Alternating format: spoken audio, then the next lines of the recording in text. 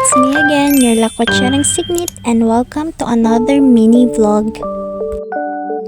Isang taon na pala since this unforgettable trip to Masbate. Ay, nakakamiss tuloy maging student. Anyways, nagkataon lang na nabuksan ko itong video, kaya naisipan kong gawing mini vlog. Tara, balikan natin tong adventure. Grabe, ang ganda dito talaga, sobrang calming ng dagat, yung makikita mo yung mga tanawin ng mga bundok. Napaka-relaxing. Look at that view, grabe, ang ganda. Masbate talaga, perfect mix of nature and serenity. Kung gusto mong mag-unwind, ito na yung place.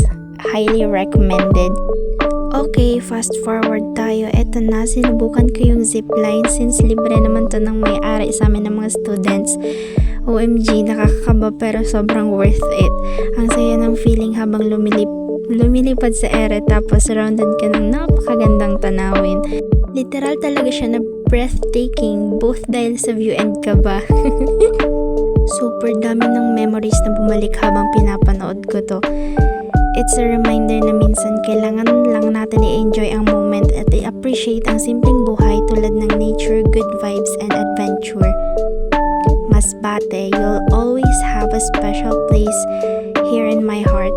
This trip made me realize na life is about moments like this, simple, raw, and unforgettable.